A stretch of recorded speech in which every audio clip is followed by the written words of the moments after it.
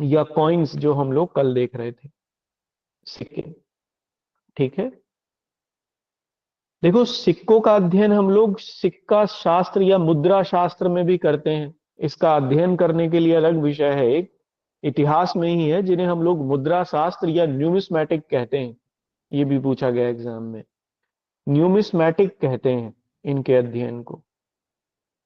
सबसे पहले जब सिक्के जारी हुए, हालांकि इस बात के ऊपर लोगों में मतभेद है, हड़प्पा सभ्यता के लोगों ने किसी तरीके के सिक्के जारी नहीं किए थे। उनका एक्सचेंज, मीडियम ऑफ एक्सचेंज जो था वो अलग तरीके का था। स्टेटाइट वगैरह के सिक्के, कौड़ियां, इन सब से वो लोग एक्सचेंज करते थे चीजें।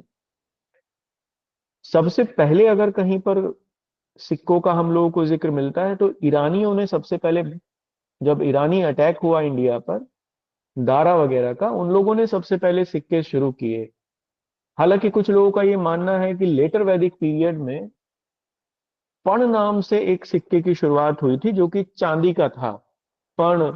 फिर एक और सिक्का आया करशापण, जो कि तांबे का सिक्का था। तो हम लोग ये कह सकते हैं कि लेटर वैदिक पीरियड में हम लोगों को सिक्के देखने को मिल जाते हैं, लेकिन कोई बहुत विकसित नहीं थे। कोई बहुत डेवलप्ड कॉइन्स उस समय हम लोगों को नहीं मिलते। हालांकि सबसे पहले जो सिक्का इंट्रोड्यूस हुआ वो चांदी का ही था, पण नाम था उसका। बाद में तांबे का इंट्रोड्यूस हुआ, उसे करशापण कहते थे। एक सिक्का सोने का भी इंट्रोड्यूस हुआ, उसे काकनी कहा गया। तो ये तीन सिक्के थे जो लेटर वैदिक पीरियड में हम लोगों को देखने को मिलते हैं।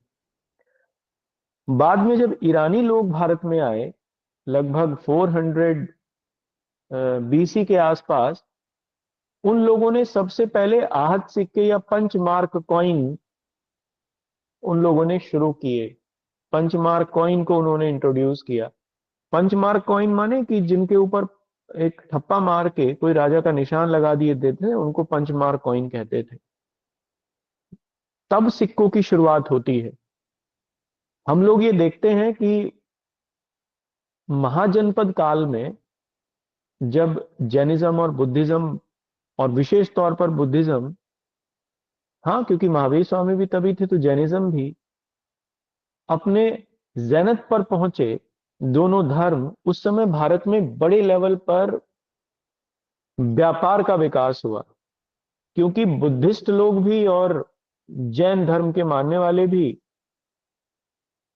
जो बिजनेस था उसको प्रमोट करने वाले लोग थे, व्यापारी वर्ग को प्रमोट करने वाले लोग थे, या कह सकते हैं कि व्यापार को प्रमोट। तो उनके समय में व्यापार खूब प्रमोट हुआ, इसलिए आर्थिक गतिविधियां बढ़ गईं, और इसलिए सिक्कों की जरूरत पड़ी।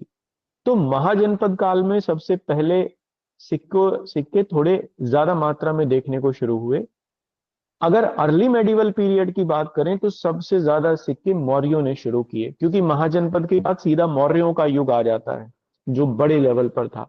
और मौर्यों के काल में ही भारत सबसे बड़े साम्राज्य के रूप में भी कन्वर्ट हो गया था। अशोक का साम्राज्य सबसे बड़ा था। तो चूंकि पॉलिटिकल यूनिटी भारत में बड़े लेवल पर आ गई थी, तो फिर इकोनॉमिक एक्टिविटीज भी खूब बढ़ गई थी। तो सिक्के सबसे ज्यादा शुरुआत में मौर्याज ने शुरू किए। लेकिन शुद्ध सिक्के जो सबसे पहले चलाए वो कुषाणों ने चलाए। कुषाणों में एक सबसे पहले रूलर थे, विम कडफिसस नाम था उनका। ये कनिष्क के शायद दादाजी थे या पिताजी थे। विम कडफिसस नाम था। उन्होंने सबसे पहले सोने के सिक्के जारी किए। फिर कनिष्क के समय के सोने के सिक्के खूब मिलते हैं। यानी सोने के सिक्कों में शुद्धता के स्तर पर अगर हम लोग देखें तो फिर सबसे ज्यादा शुद्ध सोने के सिक्के कुषाणों ने जारी किए। इसके बाद दूसरे नंबर पर सबसे ज्यादा जो आ, सिक्के जारी हुए वो फिर गुप्तों के काल में होते हैं। वहां चांदी और सोने दोनों के सिक्के हैं, लेकिन शुद्ध नहीं है उतने जितने कुषाणों के समय में हुए। एक और रूलर्स थे जिन्हें सातवाहन रूलर्स कहते हैं। अभी हमने पीछे देखा, उनका जिक्र किया, गौतमी पुत्र सातकर्णी वगैरह। सातवाहन रूलर्स ने सबसे पहले दक्षिण भारत में सीसे के सिक्के जारी किए। एकमात्र राजवंश था जिन्होंने सीसे के सिक्के जारी किए भारत में। ये सिक्कों का इतिहास है। ठीक है। बाद में फिर मेडिवल काल के बाद, मेडिवल पीरियड में अलग लेवल पर फिर सिक्के आ जाते हैं, अशरफियां और बाकी सिक्के, वो सब वहां हम लोगों को देखने को मिलते हैं। ठीक है।